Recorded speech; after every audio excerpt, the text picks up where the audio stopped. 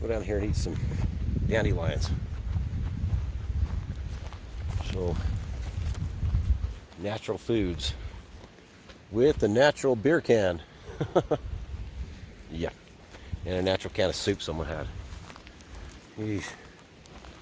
Trash everywhere. So I'm going to look for dandelions. The food that just keeps on giving. Mouth's watering thinking about eating these things. Really hard to spot this time of year. Little teeny ones. Gotta make sure there's no stuff from a cow there. But I'm gonna go ahead and pick this one. I know they're dandelions because the shape of the leaves. Of course, it's got the signature pink color at the end, but you can definitely tell they're dandelions. A little gritty, a little bit. Yeah, pretty sour, but they're full of vitamins. Yeah, vitamins. So, not bad.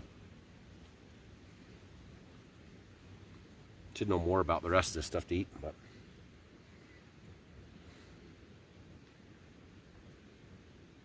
those are dandelions. So a bald spot.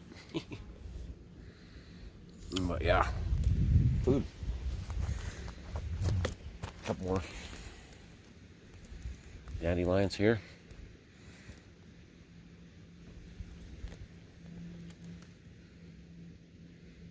Not bad.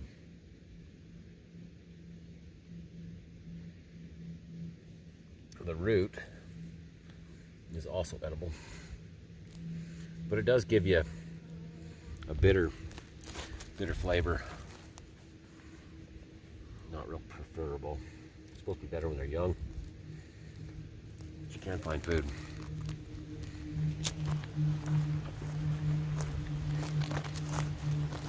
There's a road right here. It sucks. We're going for a Sunday drive while I'm eating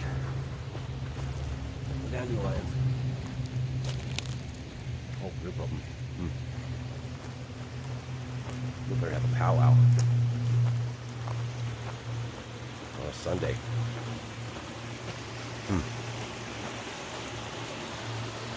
Quite bitter. Oh, but edible. That's for sure. Oh, there's flour. Get that in there. There was dandelion flour right there. Problem is, it's next to cow dung. So, I'm gonna pick that. Get some little bugs on it. And quite sweet. Good.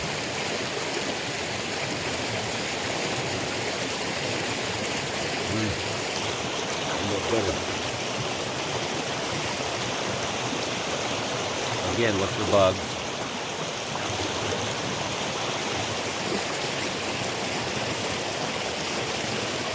Good. We'll leave the one that's fine. Cow droppings.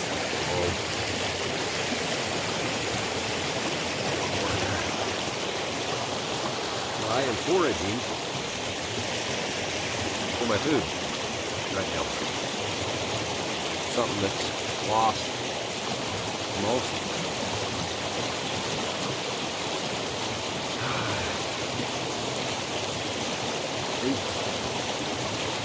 Much better eating these than this. The salad greens. I need some wild spinach if I can find it. Maybe people tracks here. Cool. I want to be able to make some tea out of these oaks. But we're going to look for some more dandelion flowers. A lot of dung here. The cow crap. Probably not a good place to eat. But sure is pretty. like it. I love so much cow crap. That is about the only flowers I've seen this spring so far, but they're definitely edible. Flowers don't taste bad. So if I was to eat one of these, I would eat the flowers first, then some ranch on the others. They're pretty bitter. But survival situation, wouldn't really matter. You'd have to eat them. I'm digging for dandelion roots to make coffee. It'd be the first thing I do, because this boy needs coffee. But yeah, that is one of my favorites, is a hot drink. So we keep looking. I can find some more dandelions that are in bloom. Some natural energy, antioxidants, especially in this day and age. You don't get natural foods. Call them natural. I call anything natural. Yeah, it's natural. It grows in the places. Well, it grows in commercial farm. But yeah, we're gonna look at some other edibles sometime in the future. Quite a few, I think, along this ditch. One there. Really hard again to see this, but I wonder if that's edible. I'm not gonna try it. Then you got clovers, which I'm pretty sure are edible. Not gonna eat it. The little dandelions are full of antioxidants. I think that these are either poison oak, poison ivy, or they are strawberries. See, better look at it. Like that. It's got a red thing, probably poison oak. Luckily I'm pretty tolerant to that stuff. Yeah, that was poison oak. I think. Let me know in the comments. If it is poison oak, yeah. If it isn't, then oh well. I'm gonna wash my hands down in this drip. Get this in. Look under the water. Pretty though. Something about the sound of a stream just puts you right back into perspective.